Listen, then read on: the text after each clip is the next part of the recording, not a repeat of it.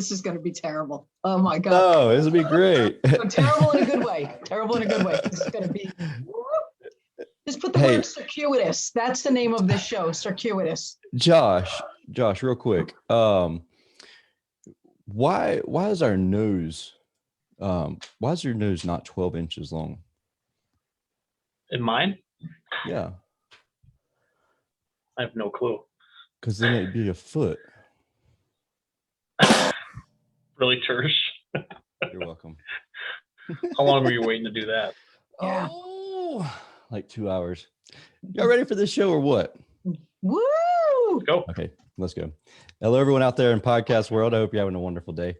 You're listening to or watching the Service Business Mastery Podcast. I'm your host, Tersh Blissett, sitting alongside my co-host, Joshua Crouch, and we have Tina Clements on the show today. And Tina is a kind of a big deal. Actually, really big deal. You're talking like BMW Group, and then they had a joint venture. They started the retail performance company, HR, art of facilitation. Like there's just so much stuff. And then not only that, we just talked about, I will tell you the title of what we're going to talk about today, and that's dealing with hecklers in our business. But that I feel like just from our pre-recording conversation that we could go way off in left field with this a little bit, but if that happens, it happens. It's okay. But with that being said, Josh, give your little spiel here before we actually. Hey, good morning, guys. Josh. This is my second week now with you guys, and Tina's brought enough energy to the pre-recording for all of us. So excited to have her on today and have her talk about some things that I think a lot of service companies deal with, which is hecklers in your business, or people that don't when you have a new vision or a new idea, don't always follow along. So I think you can learn something from her with as far as getting in front of those people and making sure that your communication is on point. So tell us a little bit about yourself, Tina, and your background and how you got into doing what you're doing. Well, first of all, that introduction was unique and interesting, and I am huge. at all of 5'1", I'm here. No kidding. So yeah, always in the people business. Even though I've been in the automotive industry for the past 18 years, since I graduated from college, I've always been in the people industry. And started out in radio, went to HBO, went to where I started my career as a facilitator and an instructional designer, and really got into adult learning and fell in love with it, geeked out actually, and then went to Volkswagen and became a instructor for all of the dealers on the East Coast. And I had a road show going, so to speak. And from there went to a boutique firm that did training and coaching and, again, content development, and then BMW, now supporting a company that's 50% owned by BMW called the Retail Performance Company. And I have the best of all the worlds now, because as a partner, I get to support not only BMW, but companies outside of automotive, which again is exciting for me because I have been in automotive for so long. So we get to take all this experiential, awesome leadership knowledge to organizations like the companies with whom you work outside to support leadership. And again, skills like how to facilitate, how to communicate your message effectively, how to ensure that your message gets across, not only that it's heard, but remembered, retained, and applied. And as I've told you, what we get to do now is really swim with companies and we're consultants by definition, right? But really we're doctors in that we find out and really diagnose, okay, what's really going on for your company that's blocking you from success, that's blocking you from ultimate profitability and efficiency and productivity and performance. And then we help with prescriptions, again, like training, coaching, etc. So that's kind of been my journey, and which has brought me to the two of you today. And I could not be more excited, because the topic of hecklers, and we don't handle hecklers, we support, we embrace, we love them, right? And how do we get our message across to those who have their fists up figuratively, and are kind of telling you to suck it, so to Yeah. speak. How is So that? with one of the things that you said there that I really I want to make sure that we kind of dive into a little bit, and that is ensuring that our message is retained. And how is that something? I mean, other than, to me, I would say constant repetition. Is there a way for us to do that without repeating? Because if you ask anybody on my team, repeating things over and over again is kind of my pet peeve. Like I don't like repeating myself, and I don't like being repeated to. Mm-hmm. So whenever I'm coaching an individual, if they are the type that needs to be repeated to a lot, I struggle with that relationship. Right. And is that the only way that we can get that to retain that retention of information, or do you have other tips on that? That is a fabulous question. And unfortunately, you reminded me of my behavior with my 11-year-old, for whom, as a parent, I throw out my entire 30 years of experience. That's the way we do it. Yeah. And I repeat, and then she interrupts me and I say it again. And have you ever come out of your body and looked down and said, what are you doing? What are you doing? You're insane. You're repeating this ridiculous behavior. It's a great question, because we, number one, believe that because we are communicating our message, which is so precious and important to us, everyone else will care. So rule number one is to remember, they don't care as much as you. So the goal is not to say the words to get them to remember it. It's to get them to want to engage and to behave in a way to get another human being to want to act, which, by the way, is the definition of leadership. You cannot put a finger in someone's face and say, change. Try doing that to a 14-year-old boy who is sleeping until noon. Get out of bed. They're going to be like, get the hell, I'm sleeping until, right? You cannot, it's called free will. So really, to answer your question specifically, it's about adult learning theory. That sounds so theoretical and academic. It's just official. That sounds super important. Right? Yeah. Oh, great. Well, I'm writing that down. I'm writing that down because I got to put that in the show notes, because that's make me feel adult learning theory. I will speak with my horrible British accent. Lovely. Adult learning theories goes like this. Thank you. So, it's knowing that they Can you exist. do the whole show like that? Absolutely. Thank you. We're going to pause this, and from now on, you can't change. Yeah, that's your voice. I just heard your entire audience click out. They just shut down right there. Bye-bye. Peace out. Who is this broad? I'm out. I could, but then all of the people I know and love from the UK will call me immediately. Just like giving your Southern voice impression. And say, you want me to talk like you, Tina? How are you? 2, 3, 4 bedroom, right? So rabbit hole. We just went down a rabbit hole. I'm going to come back out and answer this incredibly delicious, important question, which is how to get people to care about your message. So number one is to know that not everyone learns like you do. So as facilitators by trade, when we go to facilitate a message, we typically do so in the style that works for us. So as an example, I work with an engineer. I love this engineer. He is so smart and wonderful and phenomenal. He is a slow task behavior style. He is the most analytical human being I know. And when he communicates about a new product, he puts on a PowerPoint that everyone needs. They need telescopes and microscope to go up to see the minutia on the screen, and he over talks. And I sit there and I'm like, stop, T for timeout. You lost a whole audience in about 14 seconds. So you're telling me that that's not good? I'm going to go with, please don't do that. Oh, shoot. Ever. That's probably where I'm failing. Now, so I'm being. I don't see you putting together PowerPoints. True story. But again, overly dramatic example, but it is the perfect example. This person, we're going to name him, we'll call him George. George learns in excruciating detail that way. So his assumption is that the rest of the world also learns that way and wants to take in information that way, when we all learn differently. So when you are communicating your message, you have to take into account all of the unique ways that people learn. And there's one overarching rule. People hear you and take away your message about 2% of the time. There are statistics out there, and I'm I'm estimating right now because I can't remember exactly, but about 2% of what you say is taken away when you're just saying it at them. If you are getting humans to teach it back, they retain about 95%. So if it's critical data and it's a skill set, or it's whatever the thing is that you need that person to understand, eat it, digest it, own it, and then ultimately apply, it's going to take some time. You can't walk into a room with a bulletin and say, here it is, peace out, gang.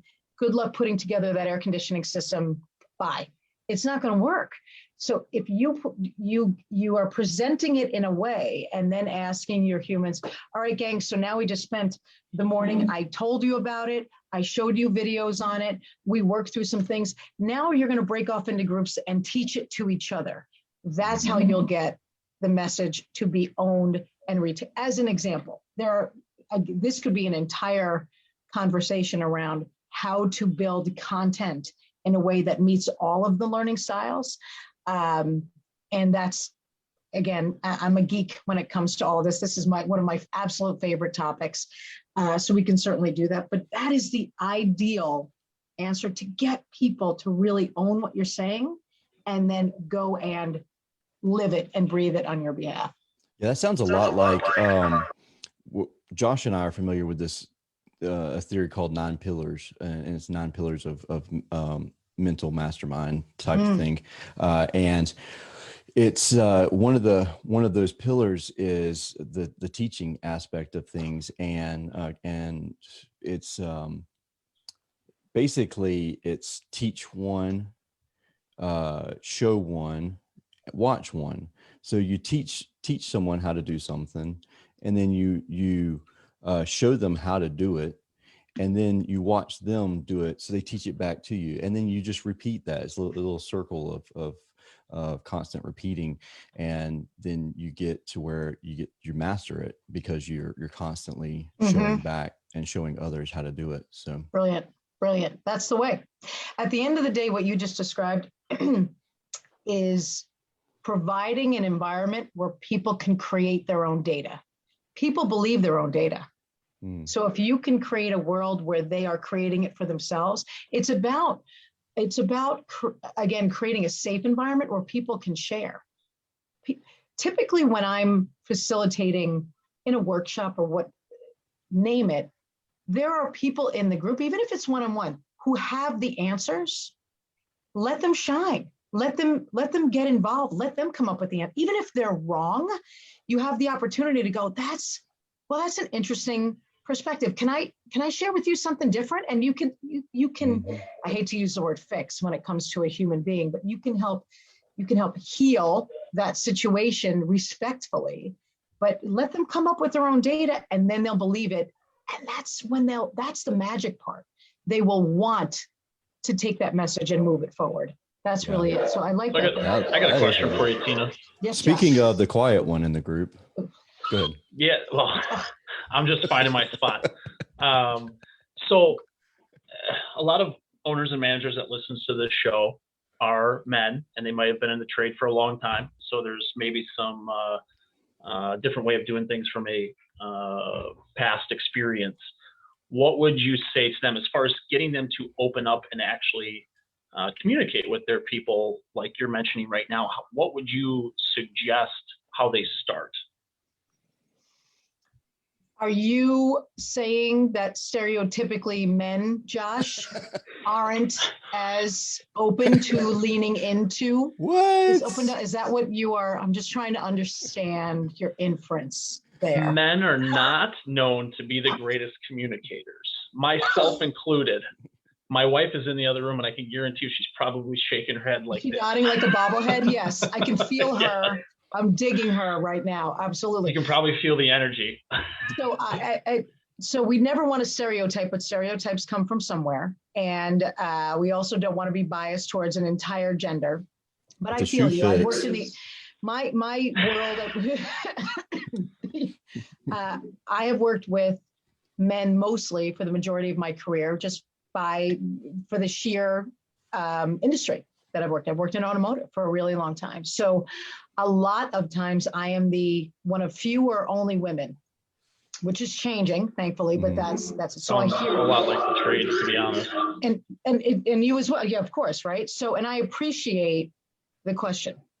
And it is, I feel, this is my opinion, that men have been taught they are not allowed to show emotion, actually for a different reason than women had, because when women show emotion, then we're known as shrill, right? And or air quote emotional. Oh, look, Tina's being emotional right now. However, but as when you are a male showing up in a certain way, then you are confident and strong. And so there's that wonderful stereotype for both. But I hear what you're saying. And if I understand the question correctly, the how is to have the courage to just do it the first time and know that you're not going to die, and know and trust that you will not be perceived negatively. Actually, the perception will be that, oh my God, look how vulnerable he allowed himself to be. I want to follow that human into battle. And again, now I coach a lot of C-suite executives and upper management in automotive and outside. And the most challenging, and I have also left some clients because they were unwilling because of fear to lean in to the ability to be vulnerable, which is the ability to say, okay, I don't know the answer. And I'm going to tell my team, hey, I actually don't know. I'm not really sure on what the next step should be here. What do you think it should be? Or, gang, I don't really understand what's happening with the company right now. We're in the middle of the pandemic, but you have my word. I will find out and I will get back to you. Or, I mean, as examples, right? Or maybe in your industry, right? Let me just get some clarification here. I want to share with you what I'm hearing to make sure that it's clear and not misconstrued in any way. I'm not going to die if I say that. I mean, not all the way, right? It sure feels like it.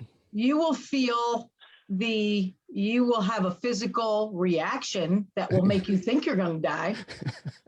Like my stomach's all in knots right now just thinking about this.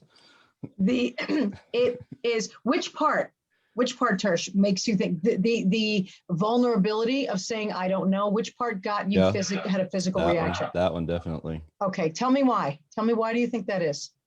Could be indigestion, but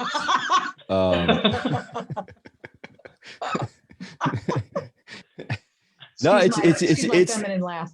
No, what it is that's going to be great. The perception of a C-suite individual or someone who is of authority, they should have all the answers. Everyone comes to you for the problem or to solve the problem. Part of that is the ego or we haven't empowered employees or team members enough to, because this is one thing. So I'm sharing back from when I first started my first business. And I've shared this story a couple of times on the podcast over the years. It was very common for me to get 100 to 130 phone calls a day. Realistically, in your mind, how can you handle that many phone calls? You can't really. What I was doing was feeding my ego and allowing everyone to call me with all the problems whenever to me, it was, look, this business won't run without me. I'm the hero of the story. So many struggle with that. Yes, absolutely. And it's almost a badge of honor within the trades. And as business owners, it's like the system wouldn't work without me. If I wasn't here to answer all these phone calls, this would just crash and burn. And then someone called me on it and they're like, don't tell these people this as if it was a badge of honor. It's almost should be something of shame, because you're allowing your ego to hinder the operation and the growth of the business. And I was like, oh, shoot. I probably said a lot more explicit words than that, but it was like, dang, like that's crazy. And then at the same time, I heard somebody else say something on, I think it was a Dave Entree Leadership or something like that, Dave Ramsey podcast. And it got me to where now every time someone presents a problem to me, they also must present 3 solutions. And it got to where, like, whenever I turned it on within the business, I had to I hung up on them. I said, all company-wide meeting. As soon as you call me, you must call me with 3 solutions at the same time. And they'd call me and they'd have no solutions at all, not even looked at the problem. And I just hang up on them. They call me right back. I think we got disconnected. No. What's your solutions? Click. And so then they got the hint. And it was almost like an overnight. It probably was 2 weeks, but looking back, it felt like it was just a switch that got turned on or turned off. And my phone calls went from 100 plus to down to 4 or 5 a day, maybe. And now it's, I can go 2 days without hearing from the team. I mean, we communicate via Slack, but they have to present solutions. So then I know that they've put some effort into problem solving. Yeah, I'm not the hero of the day anymore, but now they're the hero. And whenever they come to me with, hey, look, this is what I did. I'm not calling you to solve the problem. I'm just telling you what I did. And it's like, boom, good job. Like, great job doing this. You're the hero of the story now, not me. And once that happened, that's when kind of our business kind of skyrocketed and kind of took off there. Josh, there's a lot to unpack in that story. Where so now it's the Josh and Tina show. So now we're going to interview you. I'm just going to flip this around a little bit. Mic drops. A couple of things. First of all, really great job. Really, really well done. Number one. Number two, really hard to be self-aware and put a mirror up to yourself and say, you know what, I'm flawed. And right now my flaw is I'm terrified. I'm terrified to be seen as a failure. I'm terrified to be seen as not having the answer, which in my brain equates to failing when it's not true. We have taught ourselves by just institutional-esque learning, right, that failing is, or not knowing equals failing, not knowing equals subpar, and that is not true. So, and what you did, you created an environment where your children, your employees, and I mean that respectfully when I say children, had to walk on their own. It would be like not letting your child fall when he or she is learning to walk, right? They have to do. So let them fail a little bit and grow. And that's the responsibility of a leader, not to do for, but to create an environment where people can be safe and let them fail, etc. So again, a lot to unpack in that story. The biggest piece is the word fear. Yeah. Fear is the instigator for action. We have a thought around something. This is the equation, gents. Thought, feeling, action. We all have thoughts. And the thoughts, I'm too stupid to launch a company. I feel less than, I act like a victim. Thoughts, this is going to be so exciting. I cannot wait to get out there and present to these 1,000 people. I feel excited. I perform incredibly well. That's the equation. And what you did, you shifted your perspective, which then gave you a new feeling, and then you acted differently. See, I've simplified life. There you go. It's really cool because if only it was that simple. Well, something that Tina mentioned there that I forgot that I introduced at the same time, that I don't know if it would have been as successful had I not introduced this same concept. And for anybody that's listening to the show and you're considering doing exactly what I did, implement this part also. Don't miss this part of the problem or the equation here. And whenever you said that allowing someone else to fail, allowing your child to fall while they're learning to walk, there's a fear as an employee or a team member that if I install the wrong motor, I'm going to get fired. If I burn something up, I'm going to get fired. And so I want to call and just double check, quote unquote, air quotes, double check, where something that we implemented was you have a $500 a day mistake. Every day you can make a $500 mistake and you'll never get reprimanded as long as you own up to it. Now, if you hide it or something like that, then you're going to get in trouble. But if you own up to it, you have a $500 a day, no questions asked. And the first couple of times something happened, people were like, ooh, is he really serious? You have to be serious about it. Yes. Like I had a guy step through a sheetrock, and the other guy that was with him was like, "Oh, you're getting fired." And then they're like, I'm just kidding. As long as it don't cost more than $500. And so then the other guy was like, well, I know Tersh said that, but where I was before, and this was like his second day at work too. He was like, where I was before, they'd fired me instantly. And no matter what they said. And he was like, nah, as long as it don't cost more than $500. And if it does cost more than $500, you're just gonna have a conversation. And then it's like, okay, wow.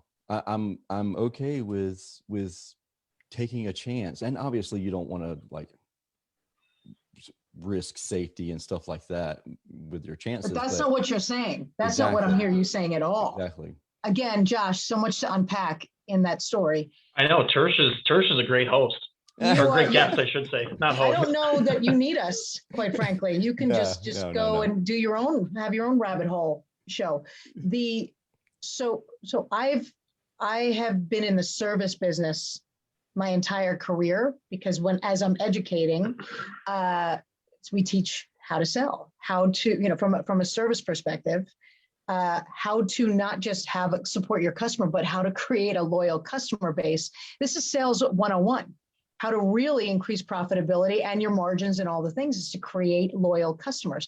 And what you've actually done, are either of you familiar with the concept of eating the marshmallow, or the book Don't Eat the Marshmallow Yet?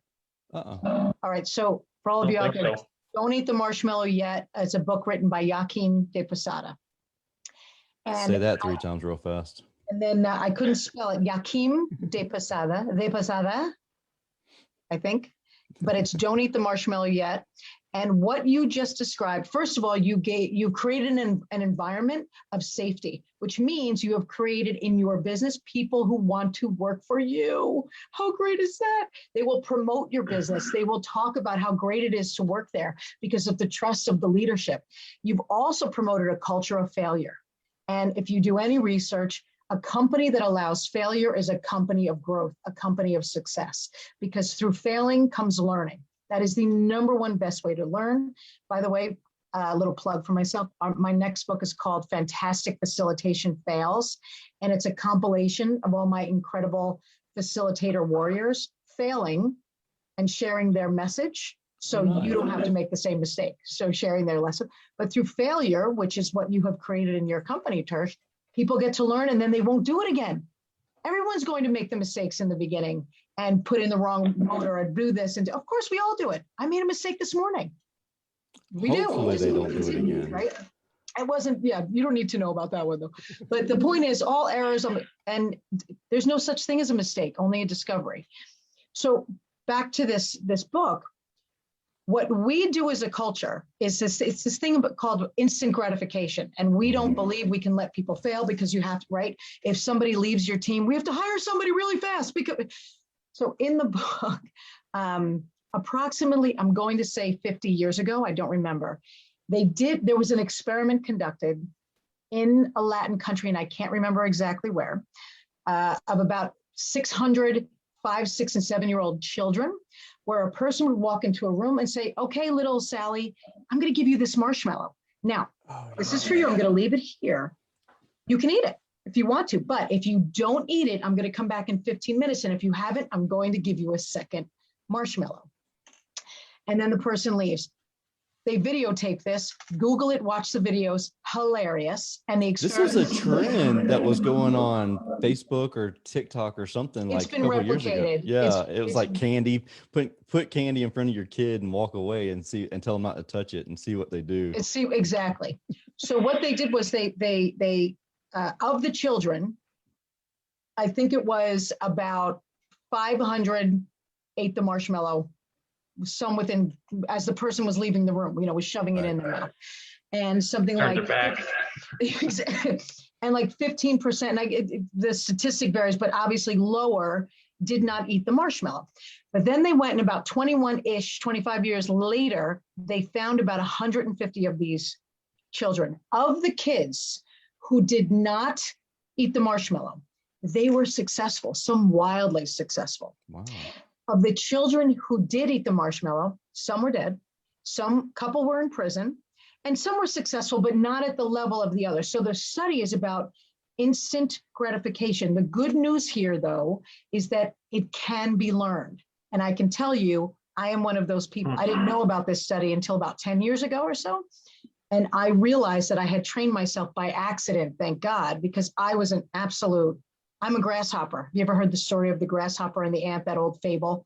And the ants do all the work to, what am I, like an Aesop fable today? I'm telling all these metaphorical stories. So the ant saves, but the grasshopper just plays the flute all summer, and then the winter comes and he dies because he's freezing, right? Same thing, that was me, but through just accidental training, I've learned that this art of delaying gratification, which is a part of what you were talking about, Tersh, really does help the success of an organization. And you're doing that through leadership. And I'm going to stop talking now because that's a lot.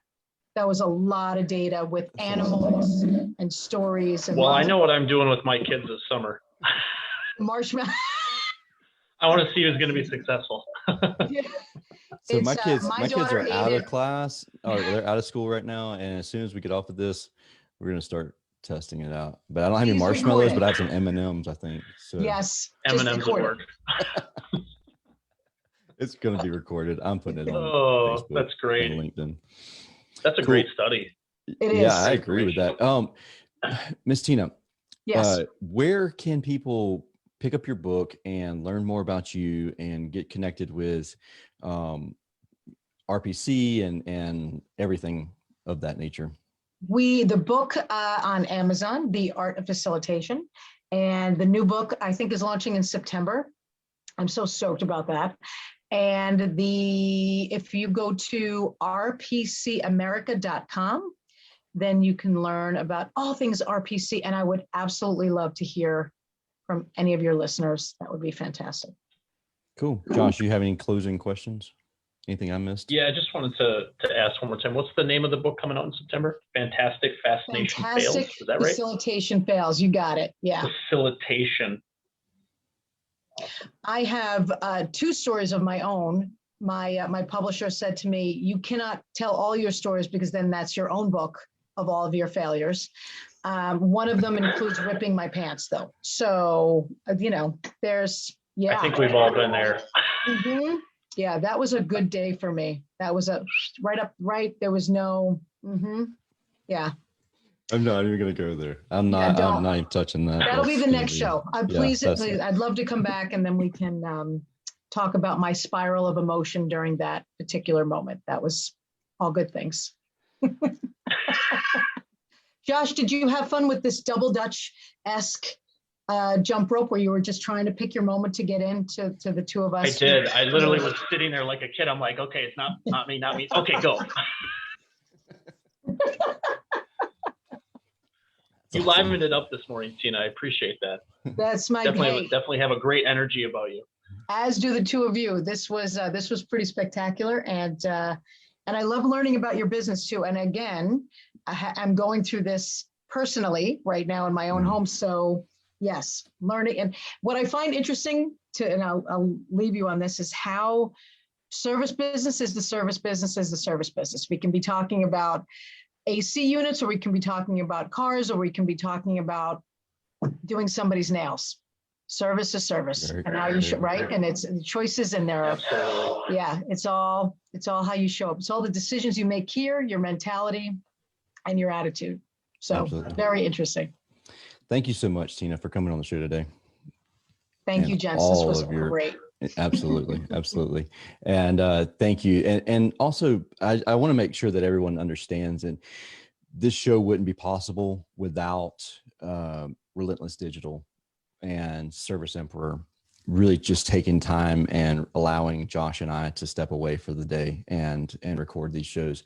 But with that being said, I hope you have a wonderful and fabulous day and stay safe out there. Until next time, thank you again for watching or listening to the Service Business Mastery Podcast. It is a podcast focused on service business owners, managers, and technicians who are considering starting their own business. The goal with this podcast is to help answer some unasked questions, and I hope that that's what we did today. If you have any questions, don't hesitate to reach out to myself, to Tina, to Josh.